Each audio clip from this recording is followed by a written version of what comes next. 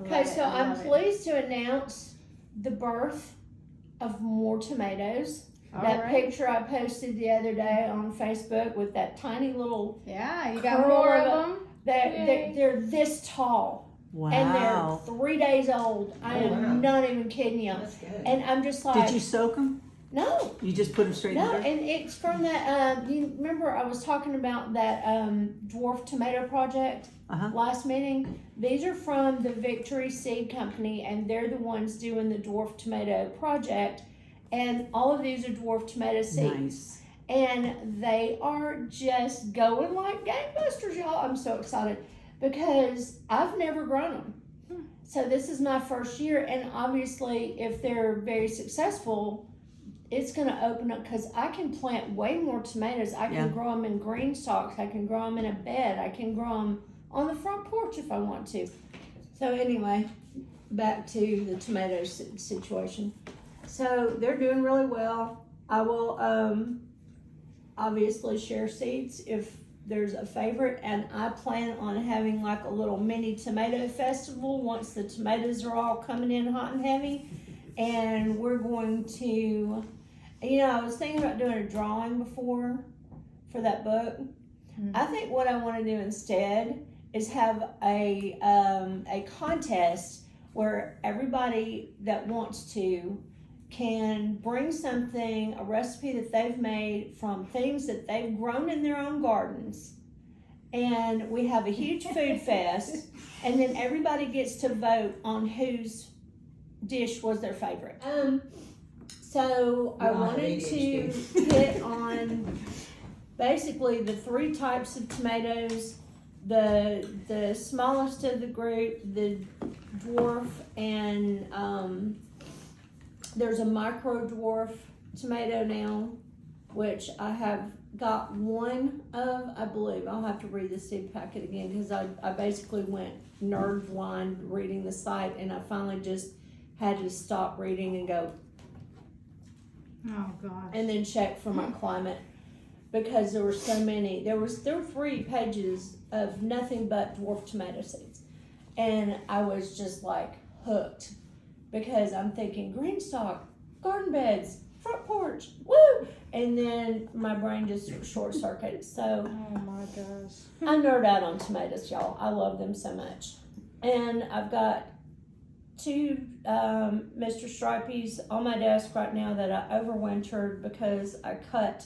a chunk off of Mr. Stripey before I had to take it out last year at the end of the season, and I just stuck them in like that much dirt, and now they're not dormant anymore, so I really need to get them in the ground because they're starting to hate their surroundings.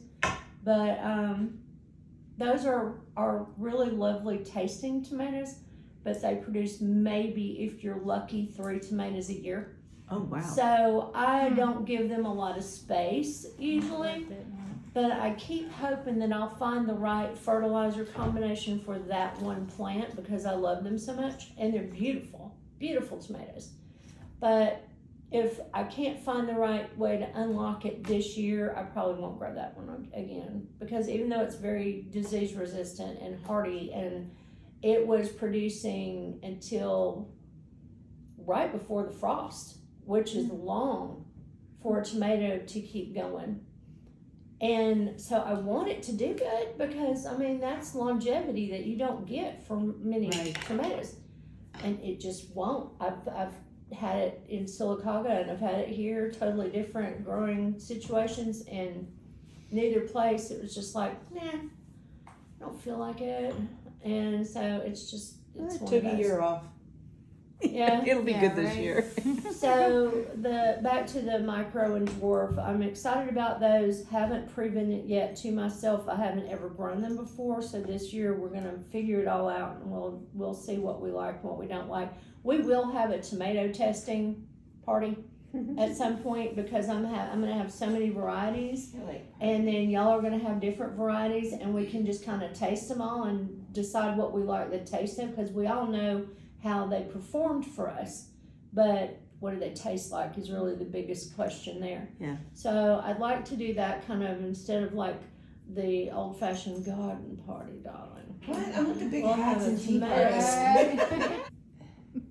Next variety is determinants, which you have to pretty much order seeds for those because nobody sells them. I've tried every year to buy determinate tomatoes, and the indeterminate run-of-the-mill. I don't know what that is. I don't either. A determinate tomato is going to grow to a certain size. It's still going to get fairly big. They can get, about 6 feet.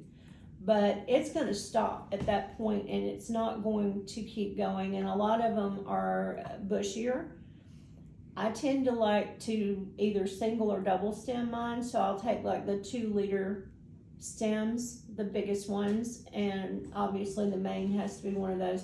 And I'll try to keep it kind of narrowed down to that and trellised anyway because they're still big. And if the fruit's big, then it's going to just break your stems. Yeah. But they don't, and they grow a certain amount of fruit. They are genetically predisposed that they're going to grow this number of tomatoes, and there will not be more, And and it's there kind will of the not be same less. time that they ripen, right? Yeah. Don't they? Yeah.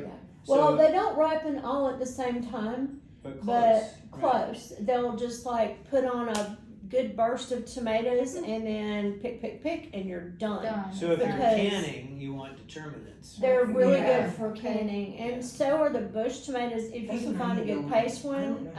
Because like I grew a lot of the Goliath bush tomatoes last year, and they do really well. And they have a nice little baseball shaped tomato, and they're fairly good sauce tomatoes. Because my San Marzanos absolutely let me down last year. I mean, they produced like crazy, but they were just kind of not flavorful, and they didn't have a real good structure for sauce, which is the first time that's ever happened to me with San Marzano. But I'm gonna give it another shot this year. We'll see, because I do a lot of sauce. And What size are the dwarfs gonna get to? some of them will not go beyond 2 feet tall, and some of them will not go beyond 3 feet tall, but that is as tall as they get. Okay. They are really, really short, and they won't produce quite as many. And the fruit, one of them will grow up to a pound tomato.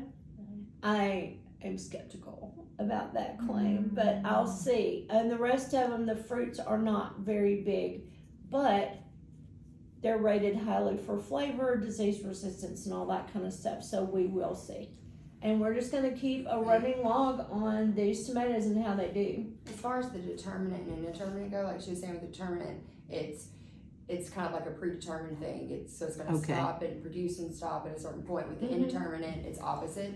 So Yeah. they're going to continue to grow. They're going to grow more throughout the summer, longer Mhm. throughout the summer than the determinate would, and they're going to be more of your trellising tomatoes. So they're going to be your ones that just get ridiculously tall and you're having to constantly keep pruned.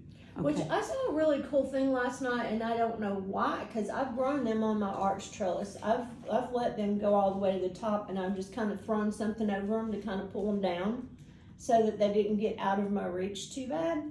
But I was watching Self-Sufficient Me on YouTube last night, and he had this cool setup, and I have tried growing them at an angle before, and that worked okay.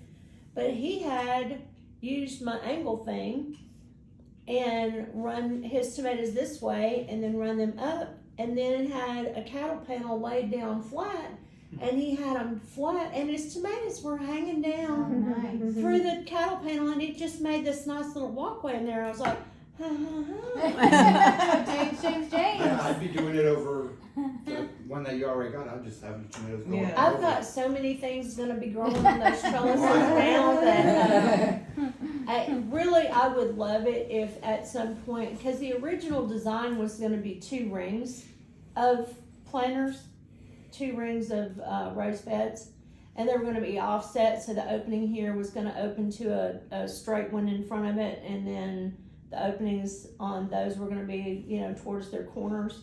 And it was a cool design and everything, but at the end of the day, when we hit granite and all that hell broke loose, Yeah. it just, it got too expensive this year. And now I'm really in love with the fact that the inside of that is all gonna be grass and a nice little table and a water feature, and I'm gonna be barefoot down there all the time. and enjoying the little bubbly water feature. It's gonna be awesome one day. And I just have to, patience is not a flower that grows well in my garden, Oh, boy. but impatience does.